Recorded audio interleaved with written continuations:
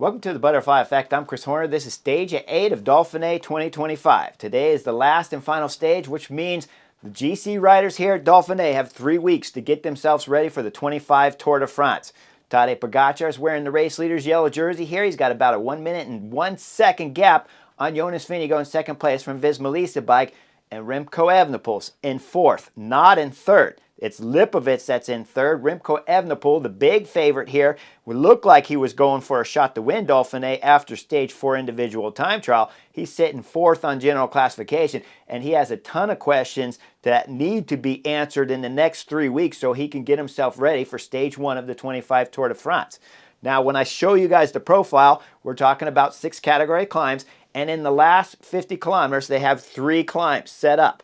Those climbs, when we look at the last one at 15 kilometers to go, the first one's just under 50, 47 we'll call it, then 38 kilometers to go, and then about 15 kilometers to go is the last climb of just about 9.5 kilometers, that's 7% average. It'll summit, and then we got 5 kilometers along the lake that's lumpy and bumpy. But before we get into the stage, I'd like to talk to you guys about Raycon's Everyday Earbuds. Guys, summer is finally here, and if you're looking for a way to block out all the outside noise while you're enjoying the sunshine out there, then Raycon's Everyday Earbuds are perfect for you. I personally love the active noise cancellation because it allows me to listen to uninterrupted music while I'm out there working on the kids' bikes for the Horner Cycling Foundation or getting my own bike ready for the next group ride. Raycon's latest model is their best yet with their 32-hour battery life. And guys, if that's not enough, with Raycon's quick charge function, they can have you charged up for 90 minutes of listening and only 10-minute charge. These are the most comfortable earbuds that I've worn. They never fall out. I wear them all the time, and with all the unique colors, you can mix and match so that you get the style that goes with your personality. I personally went with the cement color because it matches beautifully with my road bike. So if you're looking for a premium earbud that starts at just half the price of other brands and you're looking to support the channel, go to buyraycon.com/Horner to get 15% off Raycon's Everyday Earbuds. Brought to you by Raycon. Now let's get into the race. As the cameras come on, we got just under 60 kilometers to go. I'll call it 58 when we're coming down the descent. And you see Mathieu van der Poel's going up the road solo. We look behind Mathieu van der Poel. We see 10 riders back there. Highlighting, especially, I want to show you Visma bike. Sepp Kuss is back there. Max van Gels from Bora Hansgrohe represented in this front group. And then Quick Step's Parapentre in here. We start looking at the highest on the general classification. We got to highlight the 2 Movistar riders because Enric Mas is in this front group and he's sitting about 10th on the general classification, but he has his teammate, Ivan Romeo, that has been on fine form throughout the beginning of the season, and he won stage 3 here of Dauphiné. So now, with Movistar having 2 riders in the front and a threat 10th on general classification there with Enric Mas, we go back and look at the peloton about 2.5 minutes back there. We see it's Uno X on the front. They're riding 3 guys up there. Andreas Leknesson's there, Magnus Cort Nelson, and Tobias Johannesson's sitting 5th on the general classification.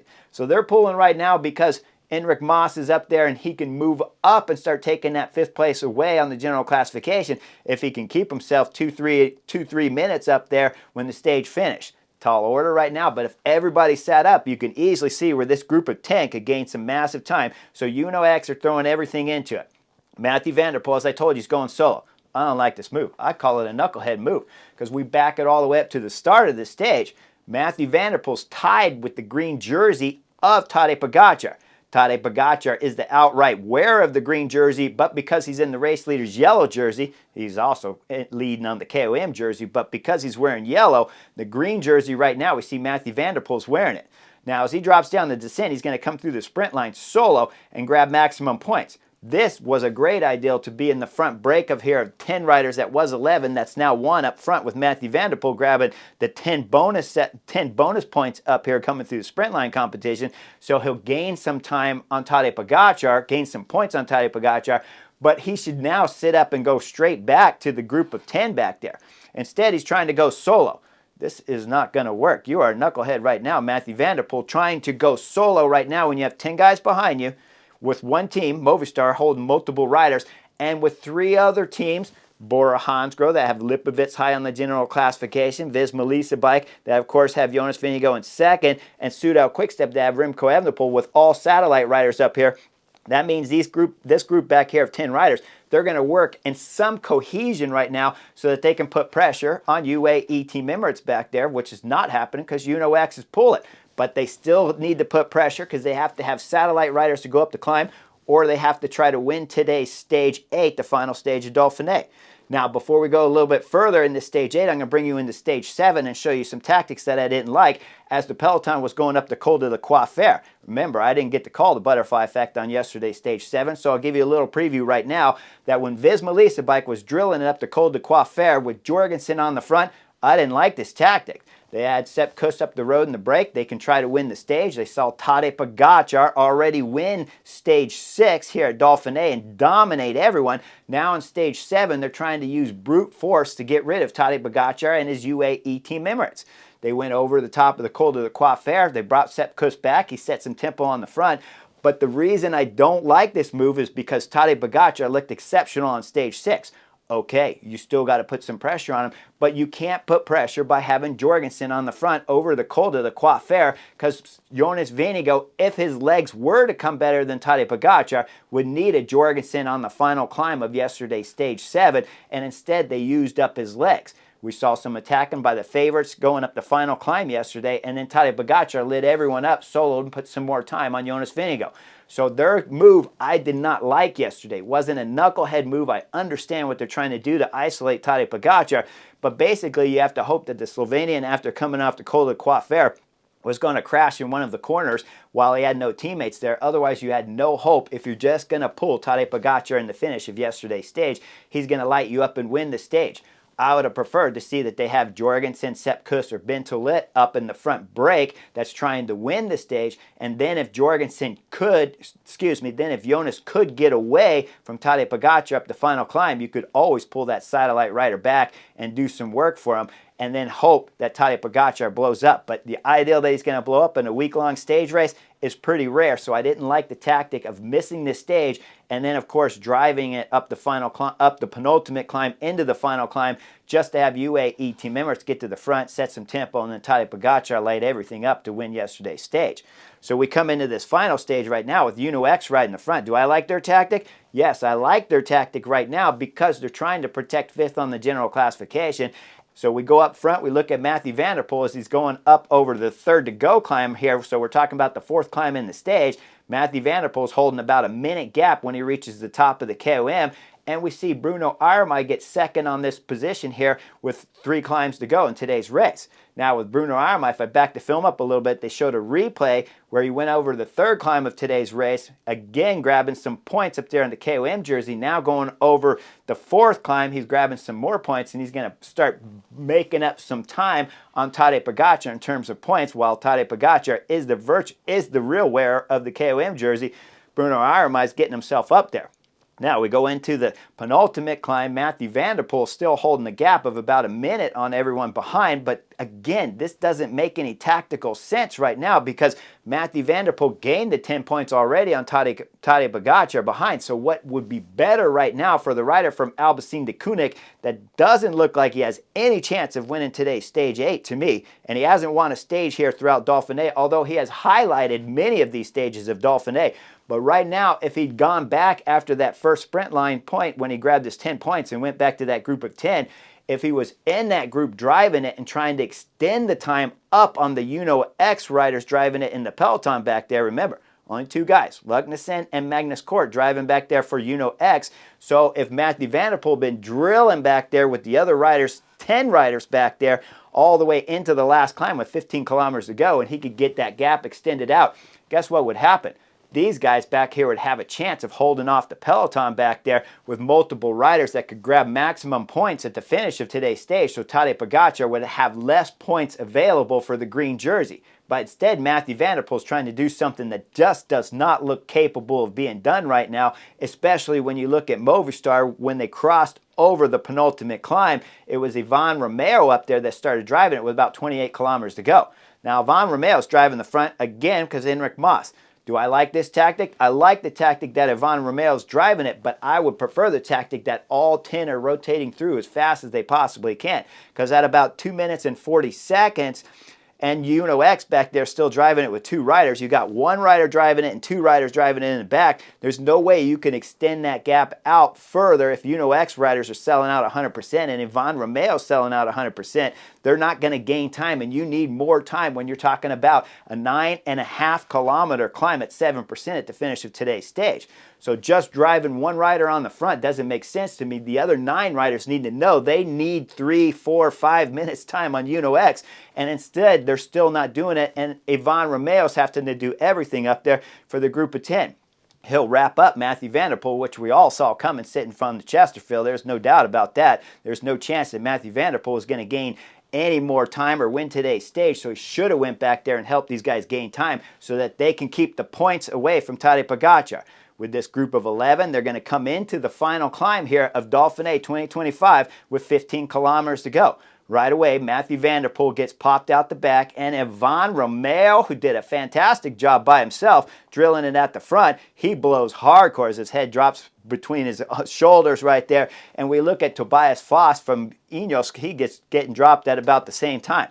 That'll leave us, we'll call it about 6, 7 riders up front as we see 2 more riders are getting dropped out the back. That's Max van Gils right there, and the next rider side by side with him, that's Alexei Lusenko from Israel Premier Tech. We go back and look at the peloton. X still driving it on the front with the same 2 riders, and they're going with everything they can to do damage control to start this climb, and they'll pull into the start of this climb about 1 minute 25 seconds behind the group. Max van Gils, and we'll see Leknickson close the gap back up. We got 7 riders in the front group. Sepp Kuss is up there trying to get everybody as motivated as he possibly can. And then we see the next knucklehead move right here. First one was Matthew van der Poel. Definitely a knucklehead move for Matthew van der Poel because he left the window wide open for Tadej Pogačar to gain some points when we know the time gap was at 1 minute and 25 when this climb started, but Max van Gils is a second. The rider from Bora Hansgrohe throws in attack going up the left side. Now, this is a knucklehead move, and you're asking me why is it a knucklehead move? Well, he had basically about 3 options in this group up front. He can try to win the stage, but we see him get dropped right away and then bridge back up, suffering a lot. So at that moment, once you see that he's dropped, then the next move he has option is to sit on that group for as long as he possibly can. The other option besides that, and why you would want to sit on is first, maybe your legs will come better. Third reason is that, of course, you have your teammate back there, Lipovets, that's racing third on the general classification. So you could be a satellite rider, so there's no reason wasting your legs if you just got dropped. He threw in the tack, he gets brought back, and then we see Enric Mas from Movistar throw in his acceleration. With him accelerating going up the road, we look at Ben Healy from EF Education, and I can bring you back to videos where Ben Healy's been sitting at the back of the peloton throughout more of the flat stages, most of the flat stages, that is anyways, and then dropping off with 3-5 kilometers to go. Now he's closing up the gap to Enric Mas, and he has Lenny Martinez on his wheel. We look behind him, we see it's Sepp Kuss back there and Per Pentre, but most importantly, we see Max van Gils getting dropped from Bora Hansgrohe. Okay, that was a knucklehead attack. Now he's going to be hurting because he did get dropped. He brought himself back up, he attacked, now he's getting dropped again, which means the kid from Bora Hansgrohe right now has got to be suffering. Now he's got to find some way to recover and stay up the road as a satellite rider for Lipovets if he can't.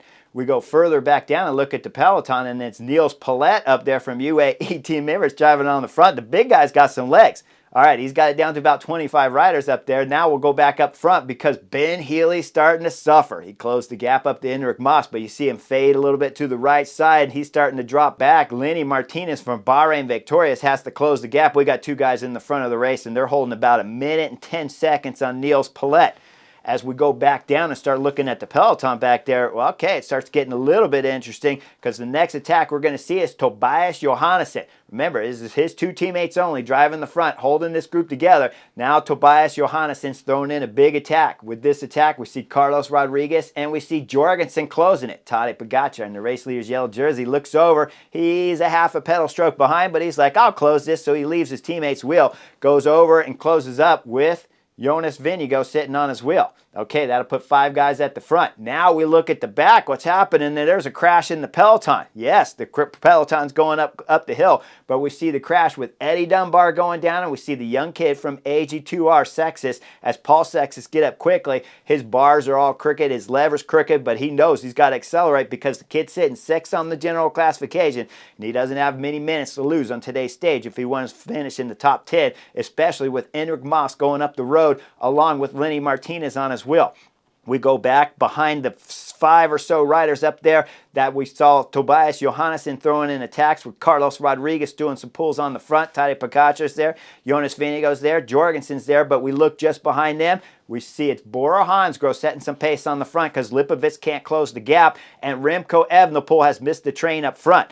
But the train's going a little bit slower up there because Tadej Pogačar's not interested in doing any pulls. Jonas Vingegaard's still hanging around. So we'll see this group come back together, and we'll call it about 15, maybe 15, 14 riders up there. Once we see that it's UAE Team Emirates on the front, Tim Wellens going to work. So Tim Wellens has got the group a little reduced because of the crash back there, but he's driving it. It's still strung out. We see the AG2R riders dropping back for Paul Sextus back there, so he'll get a little bit of help to do some damage control on today's race, but he's going to have to dig deep. As Tim Wellens is driving it on the front, we start seeing the next attack again from Tobias Johannesson. Tobias Johannesson this time gets a gap on everyone, and there's a little bit of playing around as Tim Wellens is riding some tempo on the front, but none of the big GC hitters are taking the front to try to bring back Tobias Johannesson until Remco Evenepoel throws in his acceleration up the right side. We see him pass Jonas Vingegaard and Tadej Pogačar as he accelerates, and then of course Tadej Pogačar, Jonas Vingegaard, 1st and 2nd on the general classification. They're going to close the gap up with Remco Evenepoel to put 4 guys up there. Remco Evenepoel and Tobias Johannesson, they'll rotate position with Remco Evenepoel setting some tempo up there. And we go back and look right there. We see Bora Hansgrohe on the front. Who is that? That's Max van Gils. That's why I told you Max van Gils didn't want to be attacking back there. They brought him back just before the attack of Tobias Johannesson. So now he's setting some tempo on the front because Lipovic has lost 4th place on the general classification, Remco Evenepoel. So Lipovic has to do some big-time work with his teammate in front of him, Max van Gils. We go into 3.1 kilometer to go. As Remco Evenepoel is driving on the front, we come into Perepintre. Perepintre was up there, and this is not Perepintre from AG2R. This is his brother from Pseudo Quickstep. And as we see him looking backwards over his shoulder with Remco Evenepoel on the front, Remco Evenepoel is going to get a little relief here. With his teammate waiting up for him, Perepintre starts drilling it on the front. We look back there. We see, of course, Max van Gils is drilling it. So the 2 guys from the breakaway that both got dropped now are chasing each other again. They know their legs got to be hurting right now. We go further up as we see the motorcycle up there that's carrying the water bottles for Enric Mas. We're coming under 3 kilometers. I'll call it 2.9 kilometers to go. Enric Mas is grabbing a bottle. Once he grabs a bottle, Lenny Martinez throws in attack with under 3 kilometers to go. Lenny Martinez is accelerating. What does Enric Mas do? Well, he finishes spraying himself first, and then he tosses the bottle. He gets on the pedals, but Lenny Martinez is going solo trying to win today's stage. He's holding about a 45-second gap on the favorites back there, but immediately gets a 10-second gap on Enric Mas with 2.7 kilometers to go. Is this going to be a doable time when we're talking about Tadej Pogačar has not even touched the front up right now? Is Tadej Pogačar going to win the stage? Does Jonas Vingegaard have his great legs? Does Remco Evenepoel's form from stage 4 individual time trials that come back? Well, we go back and start looking at Perepintre on the front, and as we see Perepintre pulling, we see that it's Max van Gils blowing behind. That means Lipovic has to go to work, and he's got Jorgensen from Visma bike on his wheel. But they're still about 10, 12 seconds behind the group up front where Perepintre is drilling it. Perepintre's throwing everything he can into it. He's doing a big-time effort right here for Remco Evenepoel. And then Jonas Vingegaard throws in an attack. With the attack of Jonas Vingegaard, Perepintre, Remco Evenepoel looking over, watching Visma bike rider going up the road with Tadej Pogačar. But Remco Evenepoel does not have the legs to follow it. Neither does Tobias Johannesson from Uno X. Perepintre pulls over to the right side of the road. You know he's thinking he's going to sit up right now. Remco Evenepoel's going to bridge this gap, but instead Remco Evenepoel follows him to the center and slightly to the right of the road. So Perepintre still has to keep digging deep right now for his race leader on Pseudo Quickstep, Remco Evenepoel, with Tobias Johannesson sitting on his wheel. We look further back down. Lipovic is hurt and Jorgensen's still on his wheel. Then we go back up front, and we see that Jonas Vingegaard is bridging up to Sepp Kuss. The American rider from Visma Lease bike, satellite rider right now at this moment, is waiting up for his race leader, Jonas, as Jonas attaches on the Sepp Kuss wheel. Sepp Kuss starts pulling. We're talking about 1.1 kilometer to go on this final climb. Sepp Kuss will pull for about 300, maybe 400 meters, then Sepp Kuss blows. Jonas takes off with an acceleration. Tadej Pogačar follows it. We go back down and look, as that was happening, Remco Evenepoel dropped Tobias Johannesson and had been solo, but now Remco Evenepoel's losing time up to the two riders in front on the general classification, first and second, as they're drilling it. Lenny Martinez, who's been going solo for the last 2 kilometers right now, he's coming under about 500 meters to go. He's still holding about a 45-second gap on Jonas Vingegaard and Tadej Pogačar that now have left Sepp Kuss. As these two are drilling it, Lenny Martinez is digging deep and going over the top of the KOM. Now, you see the top of the KOM and you see the profile look a little bit flat, but I told you guys it's lumpy and bumpy along the lake. So Lenny Martinez has got to dig deep. Luckily for him, we look at Tadej Pogačar when he's taking pulls. It doesn't look like the Slovenian's going deep. We go further back behind those two GC favorites, and Lipovic has wrapped up Remco Evenepoel. We go up to the two GC favorites. They're crossing the KOM together. They're about 45, 48 seconds behind Lenny Martinez, and we go further back down 25 seconds crossing the KOM. That's Jorgensen, that's Lipovic, that's Tobias Johannesson, Remco Evenepoel's there, and Ben Healy from EF Education. Jorgensen's going to throw in an acceleration attack going up the right side just as they crossed over the KOM section here, because he knows he can gain some time. Because remember, AG2R Sextus has been dropped back there, and Jorgensen's trying to do some damage control on Sextus and move up on the general classification. We go up and look at Lenny Martinez as he's hitting one of the last bumps here along the lake. He's going to drill it up over there. We see him out of the saddle. Then he crosses the top, goes into the super tuck, and he's got about 1.1 kilometer to go. As he comes in the final, we see cross under the 1K to go. He's still holding about a 30-second gap on the 2 leaders behind, where we see Tadej Pogačar been doing some work. But again, looked like he'd been soft pedaling to me, not throwing everything into it, while Jonas Vingegaard was throwing every bit of effort to try to come in and win today's final stage of Dauphiné. We go up with Lenny Martinez as he goes over the last bump with 300 meters to go. Bahrain victorious rider knows he has it in the bag now because he's still holding a 30-second gap. So he starts to celebrate. You see him look back over his shoulder one more time. Then he starts punching the sky. Arms go out wide. Head goes back as he crosses the line. You see the tears start to flood from the Bahrain victorious French rider, Lenny Martinez, winning the final stage here at Dauphiné. We look about 30 seconds behind him. It's Tadej Pogačar on the front, but he's riding in easy with about 150 meters to go. Jonas Vingegaard throws in attack on the right side, looks over to his left, realizes Tadej Pogačar doesn't care because he knows he's going to win Dauphiné. So Jonas Vingegaard gets second on the stage. Tadej Pogačar round out the podium here on stage 8 of Dauphiné, and the race leader's yellow jersey he'll wrap up for sure. We look a little bit further back. Well, there was attack from Remco Evenepoel, and he's coming across the line a few seconds in front of Lipovic, but Remco Evenepoel has the American rider Jorgensen locked on his wheel. Lipovic will come about 10 seconds later, but of course he'll keep his top 3 on the podium here to Tadej Pogačar and Jonas Vingegaard second. So when it's all said and done, Tadej Pogačar put on a magnificent display here throughout Dauphiné, winning 3 stages. He will get the green jersey from Mathieu van der Poel, as Alpecin de Koenig did a knucklehead tactic here. Again, Mathieu van der Poel dropped back, should have drilled it and got as much time as you could for your breakaway companions to try to take the points away from Tadej Pogačar, who didn't even try to take the green jersey, but he wins the green jersey at the end of today's race because he finished 3rd on the stage. If he had finished 4th, Mathieu van der Poel would have won the green jersey, but instead Mathieu van der Poel comes away with nothing. We look at the team classification. Visma Lease bike wrap up at the team classification with a dominant team, but again, I don't think they raced yesterday's stage 2 intelligently, because I think they should have gone for a stage victory there instead of trying to drop Tadej Pogačar. Let the peloton decide the pace it wants to go, and then have Jonas Vingegaard try to drop Tadej Pogačar on the final climb of yesterday's race while they're trying to win the stage 2. Instead, they'll come out of today's race, of course, with the team classification, as I said. Tadej Pogačar, green, yellow, the KOM jersey, Bruno Armai. He grabbed it from that break of 10 back there, getting maximum points whenever he could, and he'll wrap up the Dauphiné here for AG2R, winning the KOM jersey. Congratulations, Bruno Armai. when it's all said and done and we start looking at the interviews, well, Remco Evenepoel had the most to say about his form, or lack to say, because he doesn't know exactly why he's going bad. He says he feels good, but then when he gets to the end of the stages, he's been going bad, and he has been talking about before today's race started that maybe it's the allergies.